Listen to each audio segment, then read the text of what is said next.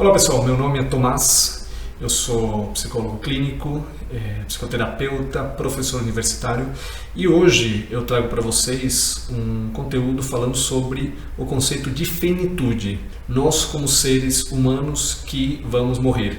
Então hoje eu vou trabalhar com vocês como a ideia de morte, a possibilidade da nossa finitude tem um impacto, um poder transformador nas nossas vidas quando a gente se assume como essa possibilidade. Para chegarmos lá, primeiro vamos fazer um recorrido por alguns conceitos da fenomenologia existencial, especificamente com parte conceitual ligada a Heidegger, a Martin Heidegger.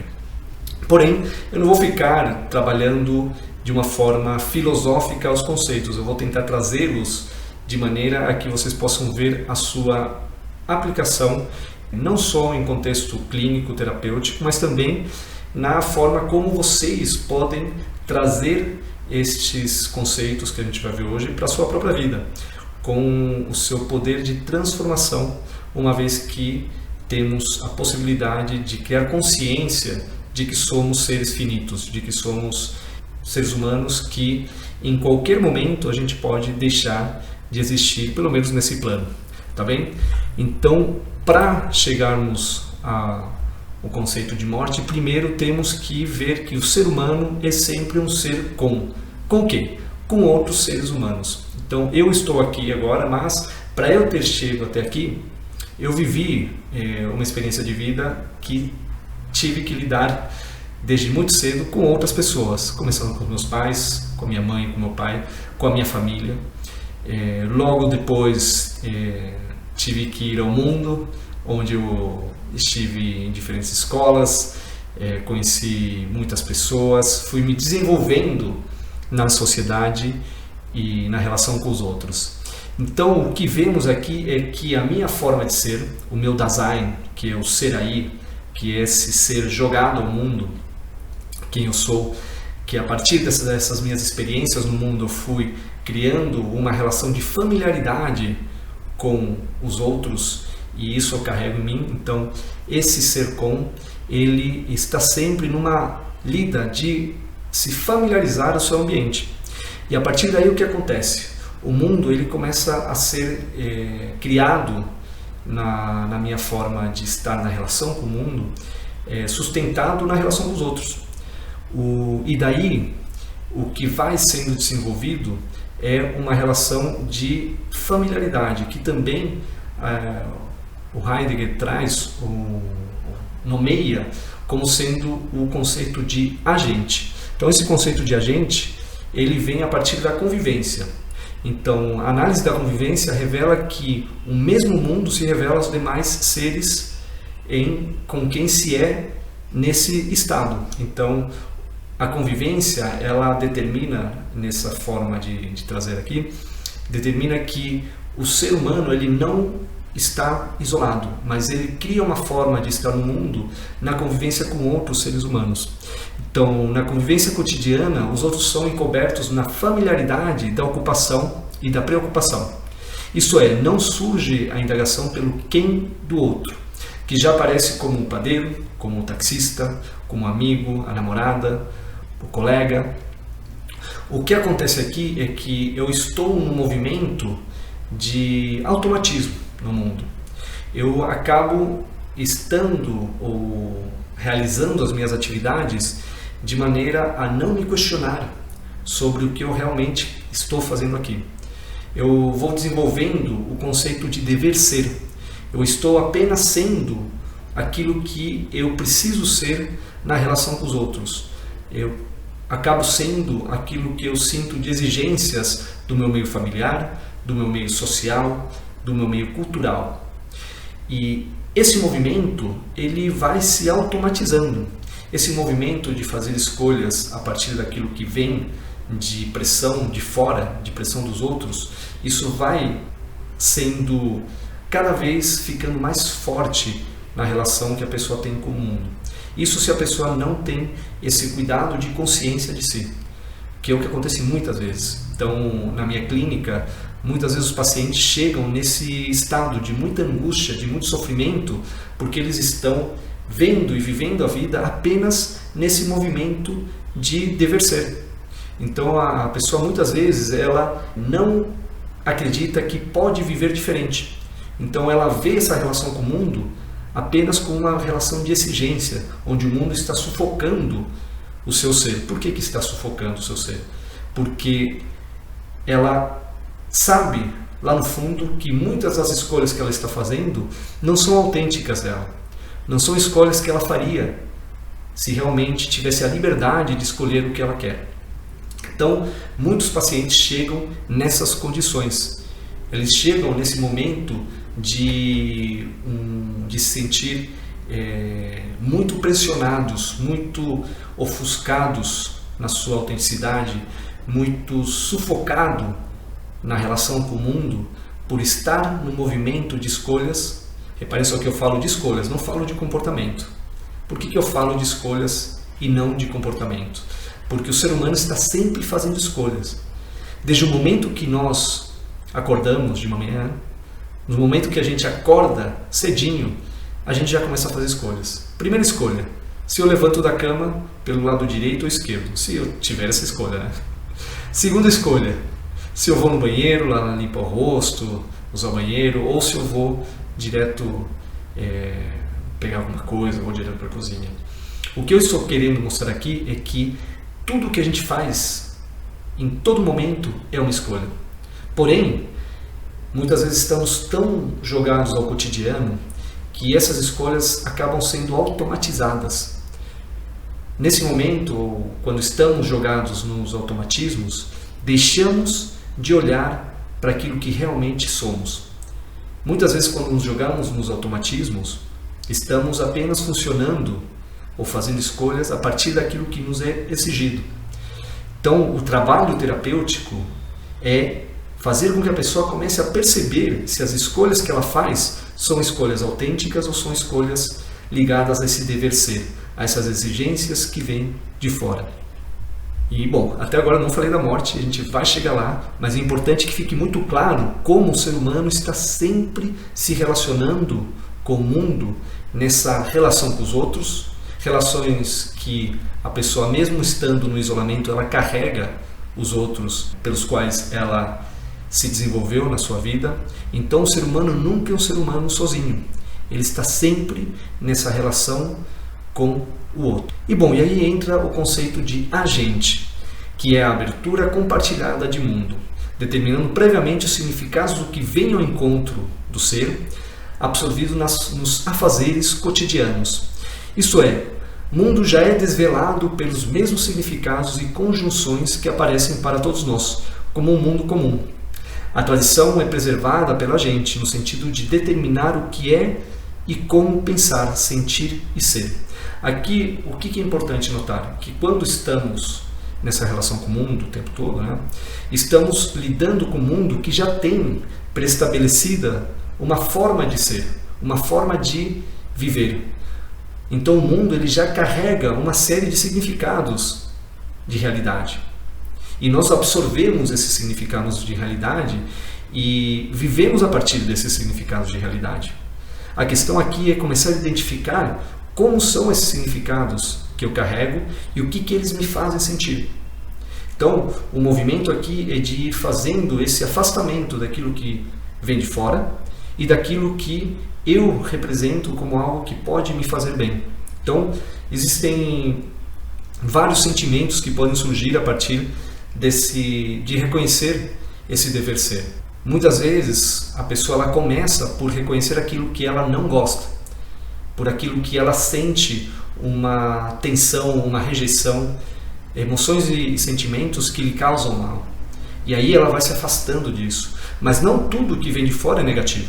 Então tem muitas coisas que vêm dessa influência que nós temos desde a nossa infância, adolescência, essas influências que vêm da nossa família, da sociedade, que não são negativas. E quem vai falar isso? A própria pessoa, na medida que ela for se conectando com a essência do seu ser.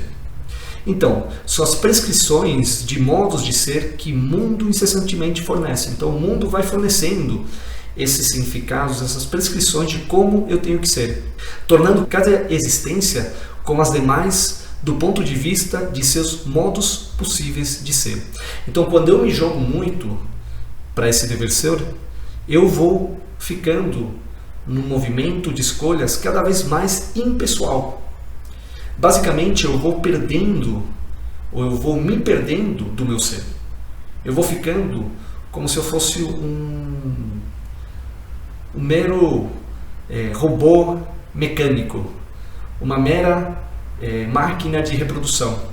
Eu vou perdendo aquilo que é a minha essência, que é a minha singularidade, aquilo que me torna um ser único. Mas então, como eu falei, a gente ainda vai chegar nesse ponto que dá para fazer esse acordar, de que dá para virar a chave para não ficar apenas nesse movimento impessoal da relação com o mundo. Então, como se dá isso? Isso se dá por um apropriar-se de si, que é uma descoberta, um desvelamento, no sentido de remoção daquilo que oculta os modos de ser que provém do impessoal. Então, não modifica o que se faz, pois todos os modos de ser possíveis são compartilhados. Então, eu nesse momento, aqui falando com vocês, eu estou trazendo um conteúdo, posso dizer que eu estou dando uma aula para vocês. Eu não estou deixando de ser, nesse caso, um professor trazendo uma aula, porém, eu não preciso ser como todos os professores. É essa a questão. Eu não deixo de fazer algo que está dado no mundo. Uma ação que já é predeterminada. Como se comporta um professor. Agora, eu posso ser do meu jeito. Eu posso trazer a minha singularidade aqui para mostrar a maneira que eu dou aula. E para fazer isso, é importante criar esse estado de se apropriar das suas escolhas. Então, a modificação é da ordem de assumir as condições de morte, apropriando-se das possibilidades através das escolhas e das ações. E aqui entra a questão da qual é o principal desse vídeo, que é falar sobre a finitude, sobre a nossa possibilidade de morrermos em qualquer momento. Porque isso é algo real. O corpo humano, ele é muito, mas muito delicado. Então, em qualquer momento, eu posso perder a minha vida. Porém, vivemos numa sociedade onde é rejeitada essa ideia ou estar em contato com essa possibilidade. A gente pode ver que assumir-se como finito, como uma possibilidade real de que eu possa morrer em qualquer momento, é muito incômodo. Então, pensar na morte é algo que angustia, que cria uma dor. E o ser humano, como eu já trouxe para vocês em outros vídeos, a nossa mente está sempre fugindo de sentir sofrimento e dor. Sofrimento emocional e dor física. E quando eu penso na minha finitude, vem uma angústia profunda. Então, naturalmente, o ser humano, ele evita pensar na morte. E a gente vive numa sociedade que evita, porém, ao mesmo tempo, estamos sempre sendo bombardeados com esse temor dessa possibilidade, mas não como algo que possa ser apropriado para criar mudanças, mas sim a ideia de morte aparece como sendo algo que temos que temer, que temos que nos proteger. Por isso, Dasein busca constantemente alívio e tranquilização, sendo tal como a gente, nesses conceitos de impessoal, tentam ser. Então, o aspecto mais espantoso do poder morrer é que ele singulariza a minha existência. Ao assumir que só eu posso morrer a minha morte, que minha existência é finita, que minhas experiências são minhas, descubro minha responsabilidade inexorável pelo meu existir. Então, basicamente, o que acontece? Quando eu olho para a morte de frente, quando eu vejo que é uma possibilidade que pode acontecer em qualquer momento, eu acabo entrando em contato com algo que é mais meu, com a minha singularidade, com a minha essência.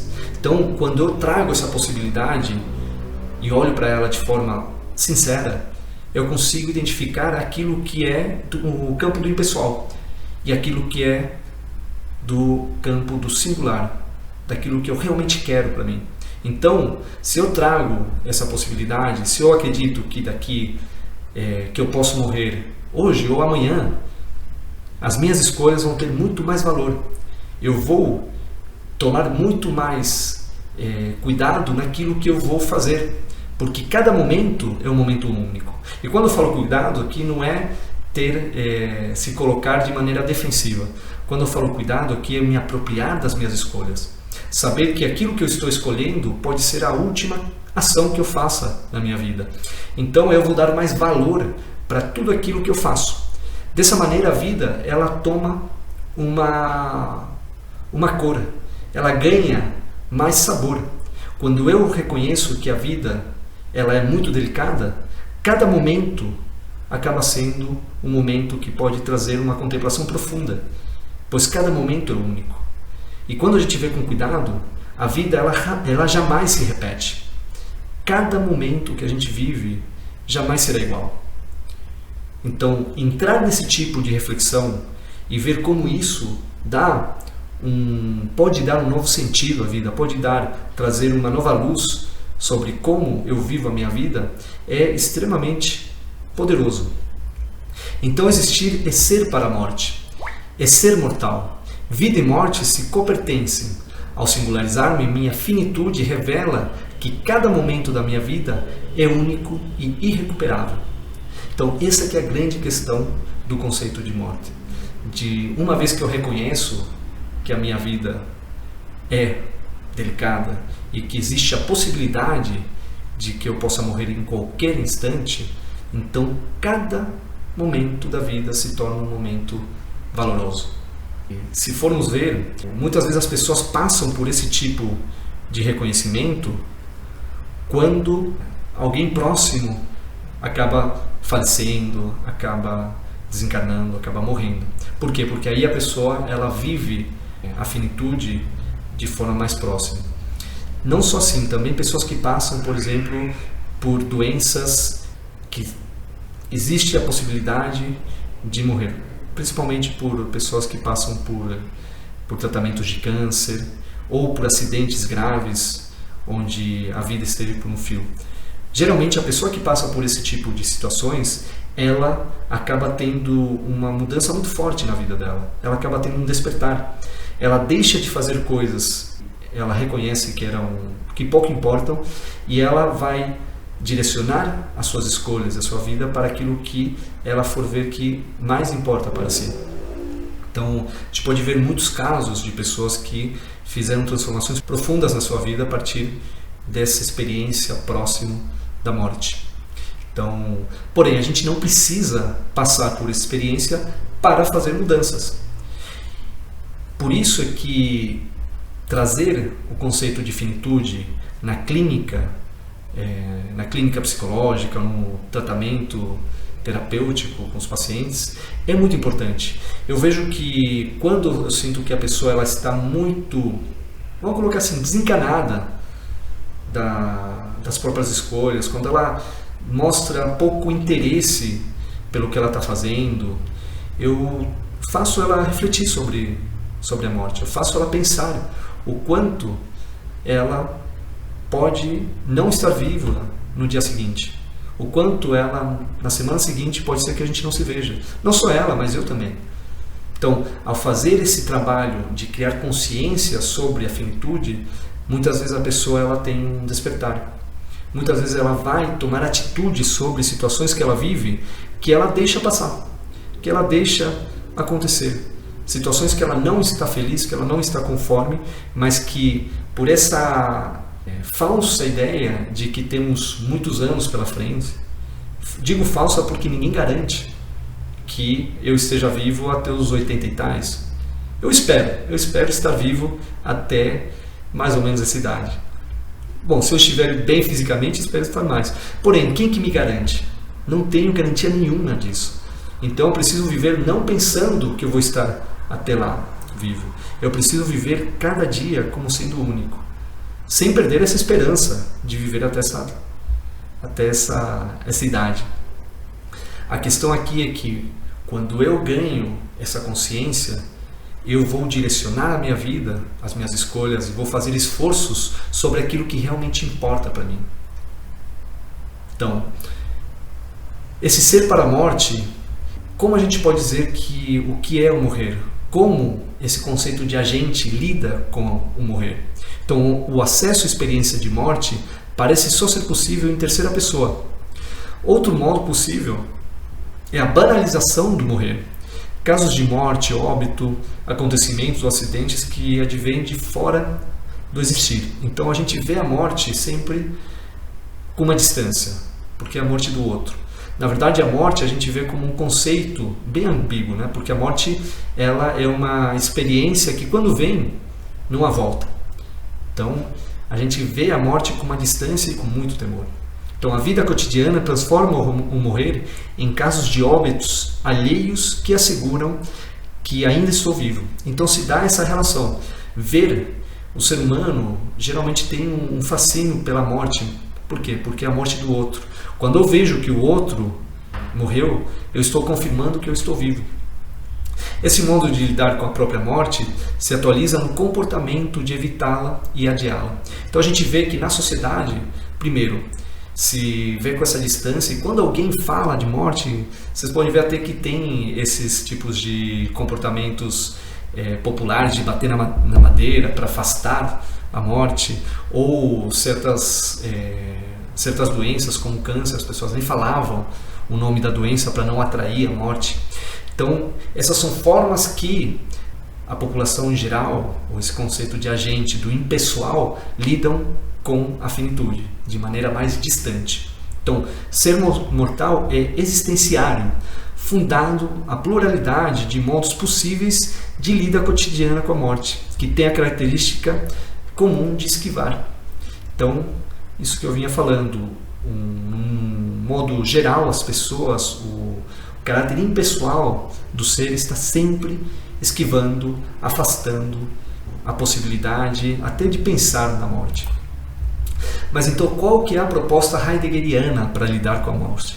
Então a proposta não é ficar pensando sobre a morte, porque ficar só pensando na morte paralisa, que é o que acontece com muitas pessoas. Elas ficam com pânico, com medo da finitude, e elas acabam cada vez se isolando mais, elas acabam ficando mais fechadas nas suas casas, evitando viver. Porque se a gente for ver, a morte é você parar, é você não ter mais movimento.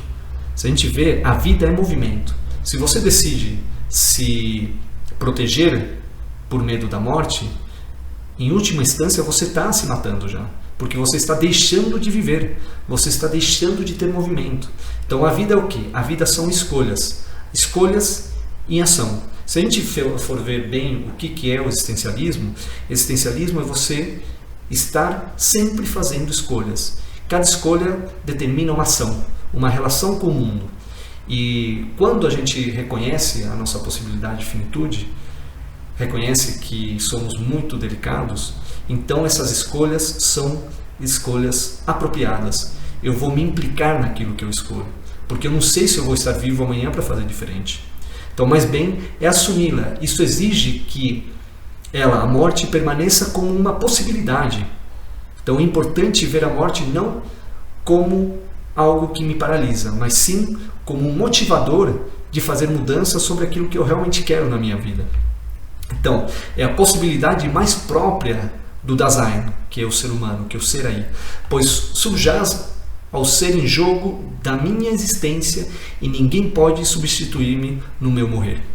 Então, às vezes estamos tão contaminados pelas influências dos outros que a gente gostaria de fazer, mudar de emprego, porém, nossa, o que fulaninho vai pensar? O que os meus pais ou o que o meu meio social vai achar se eu sair do trabalho que eu estou e inicio um projeto que eu adoraria fazer na minha vida?